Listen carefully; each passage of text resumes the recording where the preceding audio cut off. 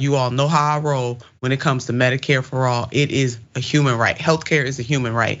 And in the hegemonic nation that we are, the United States of America, there's really no excuse, no reason, no rationale other than unfettered greed that we will continue on this path of commodifying healthcare. It makes no sense unless it's for the greedy at the expense of the needy. And that is what is happening right now in the United States of America. Truly, truly a travesty of epic proportions. It doesn't have to be this way. So we're gonna keep on fighting. We're gonna keep on pushing. Big up to the nurses, National Nurses United, and nurses all over this country who sound the alarm about the need for Medicare for all. They are on the front lines, they are in the trenches, and they have been telling us for decades that we need to have a universal healthcare system in the United States of America. And there are medical doctors that feel exactly the same way. But 38% of Americans put off healthcare in 2022. There's something wrong with that. There are millions of people uninsured and underinsured in the United States of America. So look at this headline: record high in US put off medical care due to cost in 2022. That's coming from the Gallup poll. And here is a chart detailing the study climb to this record number. The question being, within the last 12 months, have you or a member of your family put off any sort of medical treatment because of the cost you would have to pay? And look at that freaking number. Look at that. So that means that people are not really having a high quality life, because if you got to put off your medical needs, that does not equal a high quality life. It doesn't, because your health is your wealth. We got to start there before anybody can do any other magnificent thing that may be on their list to do in this world. They have to be able to have healthcare, but we're failing in the United States. Furthermore, delayed medical treatments in 2022, 27% delayed treatment for a very serious or somewhat serious condition. Lower income, younger adults and women most likely to report delaying care. And you know what happens when people delay care? Then when they finally do get the care, it's much more expensive, because it should be preventative wellness care, health care, so that folks can catch things early. But no, not in the good old United States of America. Take a look at this chart from 2022 via the Commonwealth Fund. 23% insured all year, but underinsured. 11% insured now with coverage gap.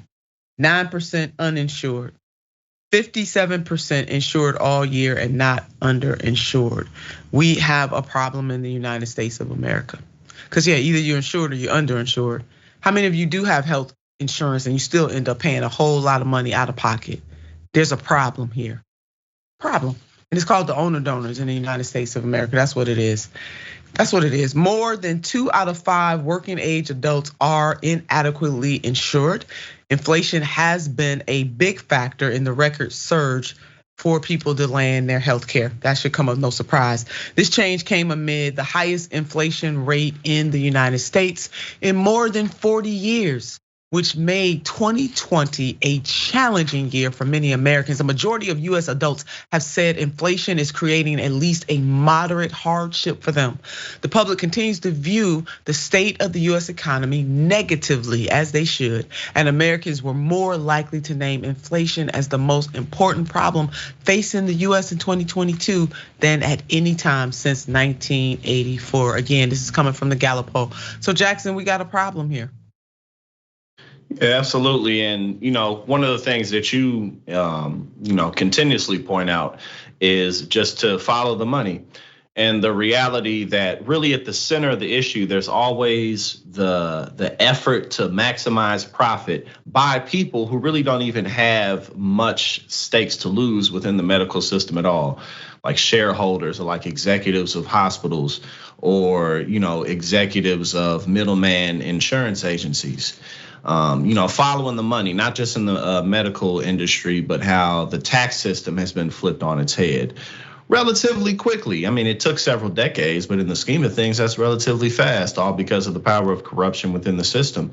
The huge gains that the working class made have been flipped on its head. Union membership being low, right to work laws being spread out all over the place. So this is just another result of that, such that people often just go with illnesses or injuries that otherwise could be relatively easily cured if it weren't for all of these insurance companies or prescription pharmaceutical companies maximizing profits. People like Martin Shkreli being thrown in prison because he's increasing medication prices by hundreds of times. So it's just the same issue over and over and over again. Big money in the system for the few to profit, and that's all we're dealing with.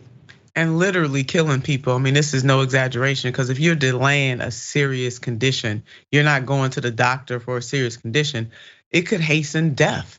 This is very tragic.